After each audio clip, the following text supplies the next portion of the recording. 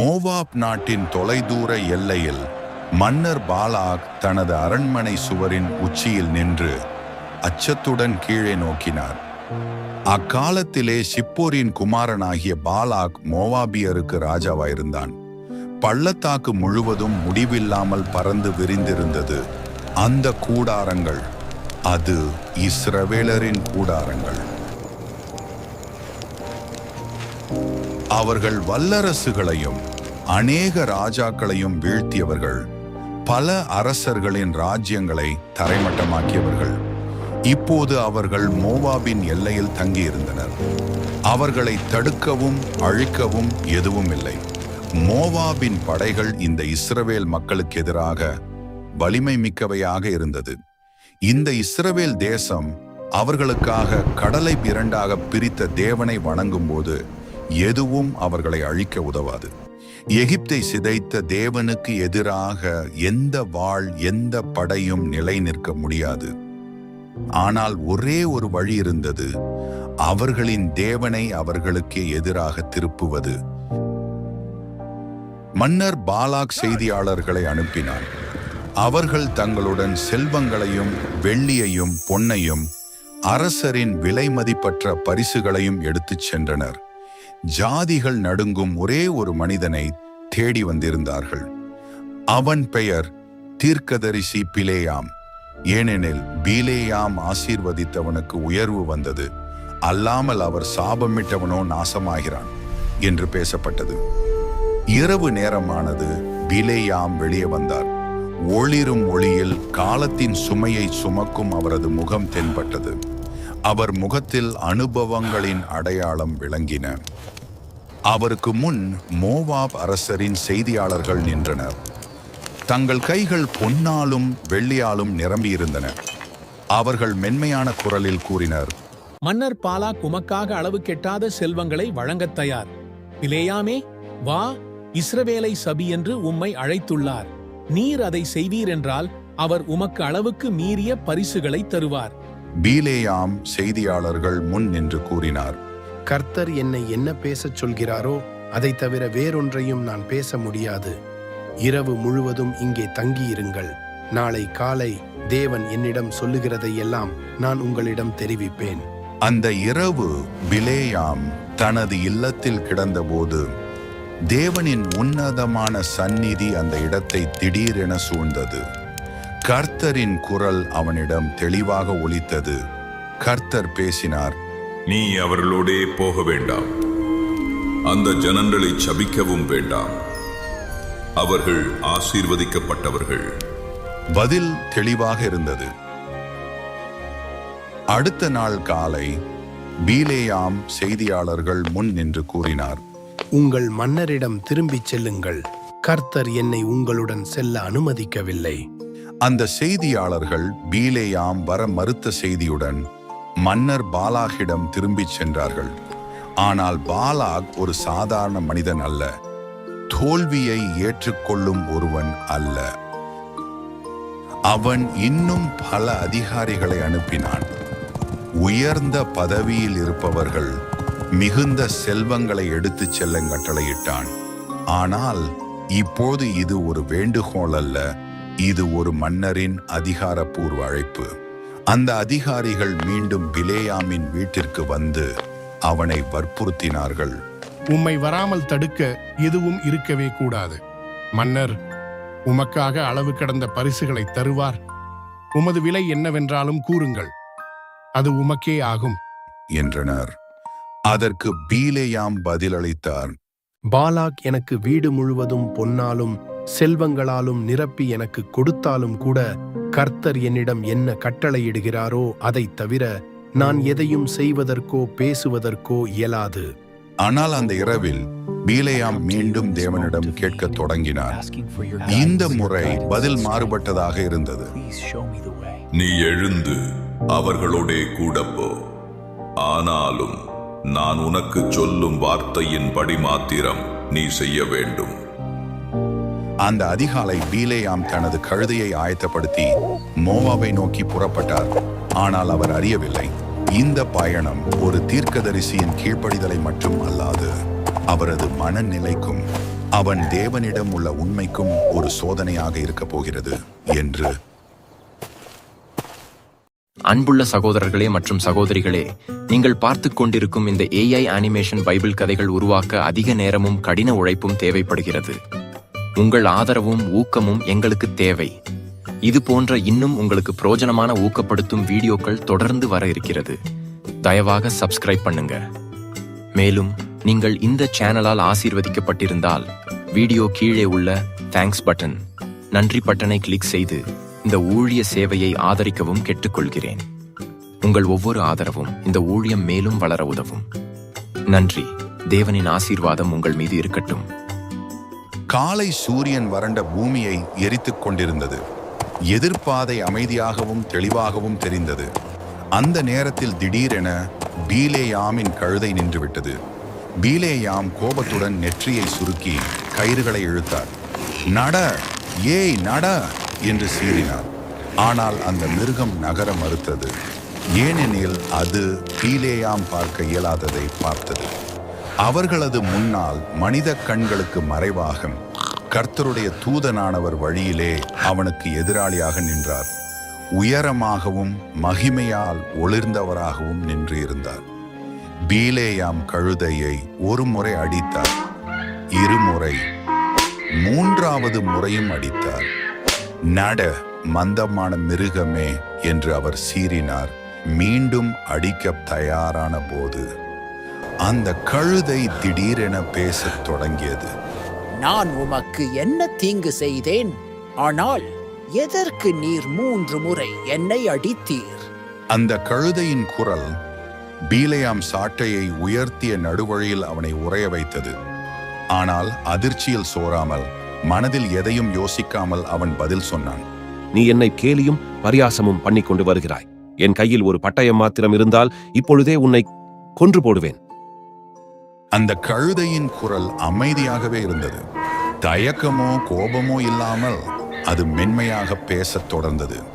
நீர் என்னை கை கொண்ட கால முதல் இந்நாள் வரைக்கும் நீர் ஏறின கழுதை நான் அல்லவா? நான் இதை போல உமக்கு முன்னும் எப்போதாவது செய்திருக்கிறேனா என்று அந்த கழுதை கேட்டது. பீலேயாம் தயங்கினார். இல்லை, ஒருபோதும் இல்லை, அவர் பதிலளித்தார்.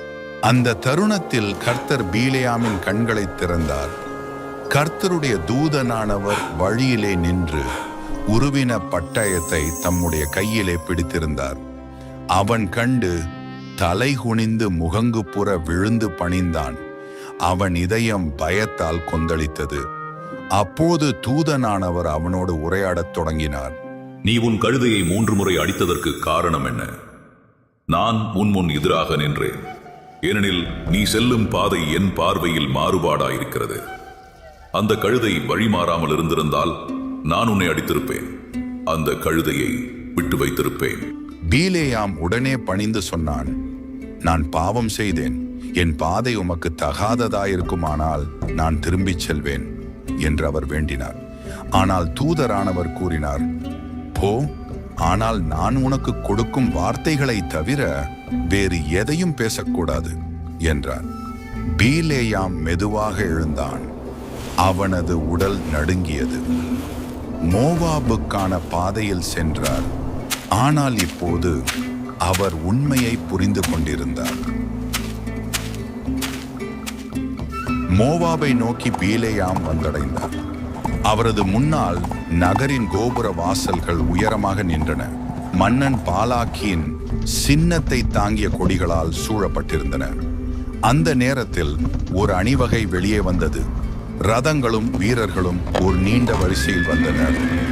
மன்னர் பாலாக் நேரடியாகவே வருகை தந்தார்.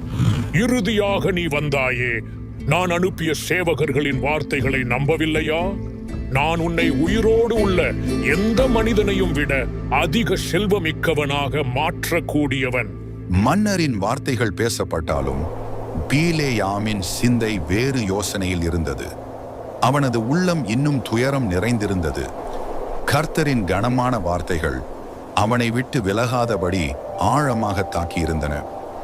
நான் வந்துள்ளேன் அரசே, ஆனால் இதை தெளிவாக அறிந்து கொள்ளுங்கள். கர்த்தர் என்னிடம் கட்டளையிடுவதைத் தவிர வேறெதையும் நான் பேச முடியாது. அதற்கு மன்னர் பதிலளித்தார், அப்படியானால் நேரத்தை வீணடிக்க வேண்டாம். வா, நீ சபிக்க வேண்டிய மக்கள் காத்திருக்கின்றனர். இரவு சூழ்ந்தது. மன்னர் பாலாக் பீலேயாமை ஒரு புனித உச்சிமலையிலே அழைத்துச் சென்றார். அங்கிருந்து கீழே பறந்த இஸ்ரவேலரின் முகாம் தெளிவாக காணப்பட்டது. பாறைகளில் அமைந்த பெரிய பிடிகளில் நெருப்புகள் எரிந்து கொண்டிருந்தன. புகை மற்றும் வாசனை அந்த இடத்தை நிரப்பியது. மன்னன் பாலாக் கூறினான், அங்கே பார், அவர்கள் எண்ணலறியாத மக்களாய் நிலத்தை நிரப்பியுள்ளனர். புழுதி போல் பறந்து விரிந்திருக்கிறார்கள். இப்போது அவர்களை எனக்காக சபி. பீலேயாம் மெதுவாக முன்னே வந்தார். ஆனால் சபிக்கும்படி வாயை திறக்கவில்லை. அவர் தன் பார்வையை வானங்களை நோக்கி திருப்பினார். அந்த தருணத்தில் கர்த்தரின் வார்த்தை அவரிடம் வந்தது. பாலாம் தன் வாயை திறந்தார். ஆனால் சபிக்க அல்ல. அந்த மலை உச்சியிலிருந்து கர்த்தரால் ஊட்டப்பட்ட ஒரு ஆசீர்வாதம் ஒரு அருளொளி போல பெருகி வெளியேறியது. நான் அவர்களை காண்கிறேன். ஒரு தனிப்பட்ட ஜனம். அவர்கள் பராக்கிரமம் உள்ளவர்கள், கர்த்தரால் ஆசீர்வதிக்கப்பட்டவர்கள். யாக்கோபின் தூசியை யார் எண்ண முடியும்? இஸ்ரவேலின் நான்கில் ஒரு பகுதியை எண்ணக்கூடியவன் யார்? பாலாக் தன் கைகளை இறுக்கினார். அவரது முகம் கோபத்தால் பதற்றமடைந்தது. திடீரென அவர் திரும்பி சினங்கொண்டு கத்தினார், நீ என்ன செய்கிறாய்? நான் உன்னை அவர்களை சபிக்கவே அழைத்தேன், ஆசீர்வதிக்க அல்ல. ஆனால் பீலேயாமின் குரல் ஒன்றும் தடுமாறவில்லை. கர்த்தர் கட்டளையிடுவது போலவே நான் பேச வேண்டாமா என்று அவர் பதிலளித்தார். மன்னரின் முகம் இருளடைந்தது. வா, நாம் வேறொரு இடத்தில் முயற்சி செய்வோம். வேறொரு வாய்ப்பு. ஒருவேளை அங்கு தேவன் சபிக்க அனுமதிக்கலாம். ஆனால் பீலேயாம் ஏற்கனவே பதிலை அறிந்திருந்தார். கர்த்தர் பேசிவிட்டார். ஒருவனாலும் ஒரு மன்னராலும் கூட அந்த வார்த்தையை மாற்ற முடியாது. பின்பு பாலாக் பீலேயாமை மற்றொரு உயரமான இடத்திற்கு அழைத்துச் சென்றார். பிஸ்கா மலை, பண்டை பலிபீடங்கள், நட்சத்திரவானின் கீழ் அமைந்திருந்த இடம். மீண்டும் 7 பலிபீடங்களை தயாரித்தார்கள். மன்னர் தன் குரலில் ஒரு எதிர்பார்ப்பு பிணையத்துடன் கூறினார், ஒருவேளை இங்கே இந்நேரத்தில் கர்த்தர் உமக்கு சபிக்க அனுமதிக்கலாம். பீலேயாம் பலிபீடங்கள் முன்னே நின்றார். அவர் கண்களை மூடி காத்திருந்தார். மீண்டும் அவர் வாயை திறந்தபோது மறுபடியும் ஆசீர்வாதம் வெளியே வந்தது. பொய் சொல்ல தேவன் ஒரு மனிதன் அல்ல. மனம் மாற அவர் ஒரு மனுபுத்திரனும் அல்ல. அவர் சொல்லியும் செய்யாதிருப்பாரா? அவர் வசனித்தும் நிறைவேற்றாதிருப்பாரா? இதோ ஆசீர்வதிக்க கட்டளை பெற்றேன். அவர் ஆசீர்வதிக்கிறார். அதை நான் திருப்பக்கூடாது. பாலாகின் முகம் கோபத்தால் நிறைந்தது. அவர் தனது கைகளை இறுக்கி சொன்னான், இனிமேல் இந்த மூட நம்பிக்கைகள் போதுமா? நீ அவர்களை சபிக்க மாட்டாயா? குறைந்தபட்சம் அவர்களை ஆசீர்வதிக்காமலாவது இரு. பாலாகின் பொறுமை முழுவதுமாக குறைந்துவிட்டது. அவர் பீலேயாமின் கையை பிடித்து இழுத்து மற்றொரு இடத்துக்கு இழுத்துச் சென்றார். பேயோர் எனும் மலை உச்சி. அது மன்னனின் கடைசி நம்பிக்கையான இடம். அவர் உத்தரவு கலந்த புலம்பலுடன் கூறினார், நிச்சயமாக இவ்விடத்தில் நீ அவர்களை சபிக்க முடியும். மீண்டும் பீலேயாம் பலிபீடங்களை தயார் செய்தார். அவர் தனது கண்களை வனாந்தரத்தை நோக்கி உறுதியாக வைத்தார். அங்கே இஸ்ரவேலை நோக்கி பார்த்தபோது கர்த்தரின் ஆவியானவர் அவர் மீது இறங்கி வந்தார். பன் திறக்கப்பட்டவன் உரைக்கிறதாவது, யாக்கோபே, உன் கூடாரங்களும் இஸ்ரவேலே, உன் வாசஸ்தலங்களும் எவ்வளவு அழகானவைகள்! அவர்கள் பரவிப்போகிற ஆறுகளைப் போலவும் நதியோரத்தில் உள்ள தோட்டங்களைப் போலவும் பறந்து விரிந்துள்ளனர். கர்த்தர் தாமே அவர்களுடன் இருக்கின்றார். மன்னனின் வாயிலிருந்து வார்த்தைகள் வரவில்லை. அவர் உள்ளத்தில் கொந்தளிக்கும் கோபம் கட்டுப்பாட்டை மீறியது. அவர் பீலேயாமை நோக்கி திரும்பி துரோகத்தால் நிறைந்த மிரட்டலான குரலில் கூறினார், போதும், நான் உன்னை என் பகைவர்களை சபிக்க அழைத்தேன். ஆனால் நீ 3 முறை அவர்களை ஆசீர்வதித்து விட்டாய். போ, நீ என்னை விட்டு போ. நான் உன்னை செல்வம் வாய்ந்தவனாக ஆக்கி கொடுத்திருப்பேன். ஆனால் கர்த்தரே உன்னை பரிசுகளிலிருந்து விலக்கி இருக்கிறார். ஆனால் பீலேயாம் தடுமாறவில்லை. அவன் அமைதியுடன் பதிலளித்தான், கர்த்தரின் வார்த்தையை மீறி நான் எதையும் பேச முடியாது. என்று நான் உமக்கு முன்பே சொன்னேன். அந்த நேரத்தில் பீலேயாம் தன் முகத்தை வானக்கோடுகளுக்கு நோக்கி திருப்பினார். கர்த்தரின் ஆவியானவர் அவரை மீண்டும் அருளால் நெருக்கினார். பீலேயாம் இறுதியாக ஒரு தீர்க்க தரிசனம் உரைத்தார். அது அவரது வாழ்நாளை தாண்டி யுகங்களை கடந்து செல்லும் ஒரு நற்செய்தி. நான் அவரை பார்க்கிறேன், ஆனால் இப்போது இல்லை. நான் அவரை உணர்கிறேன், ஆனால் அது சமீபமாய் அல்ல. யாக்கோபிலிருந்து ஒரு நட்சத்திரம் உதிக்கும், இஸ்ரவேலிலிருந்து ஒரு செங்கோல் எழும்பும்.